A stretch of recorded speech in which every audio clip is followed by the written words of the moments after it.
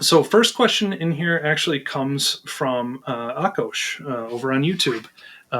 After an in-place upgrade, how can I force the clients to update the features on demand via connected cache server in a ConfigMgr environment? These updates can take hours until the clients are grabbing the content from the internal DP or the connected cache server. Well, it depends on. I mean, if you have a traditional config manager server where you put your updates in config manager packages, basically. So you have deployment packages where you have the content. They are going to be downloaded by the client using bits. So if you need to peer content, you have to do branch cache for those. It doesn't use DO in the same sense as a normal client would. If you move the software update workload over to Intune, then it will. And you can either use Config Manager to point the clients to which cache server to use. There are options in, I think I have it set up. Well, it might be in this environment. Let me take a look.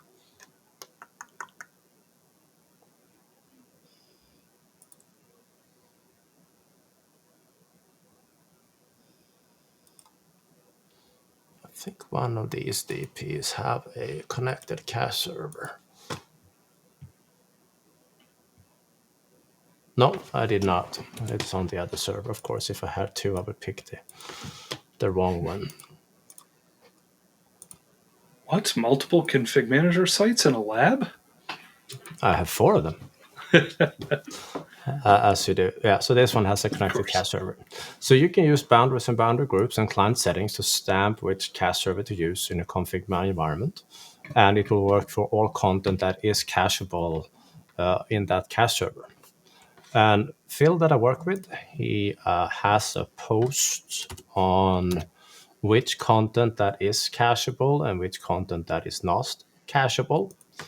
So if you go to one of our blogs from earlier, let's see where he put that one.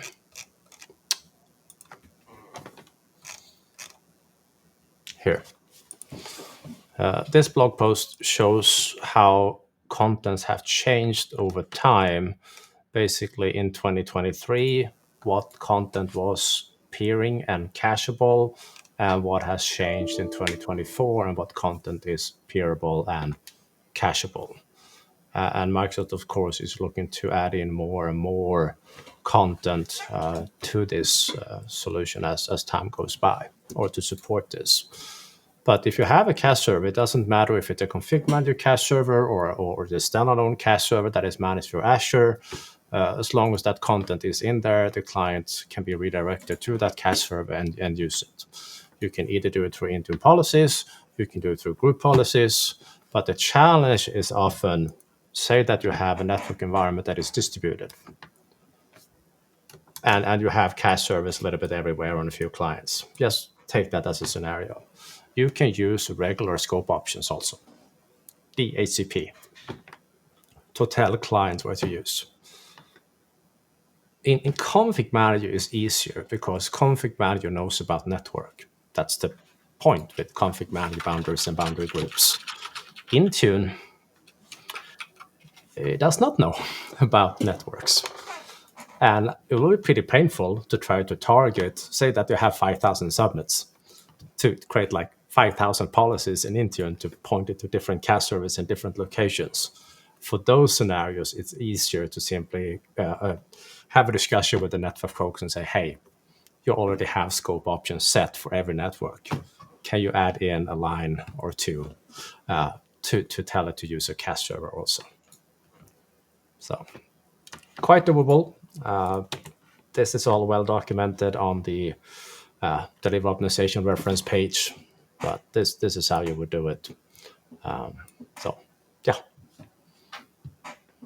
long rant for a short question.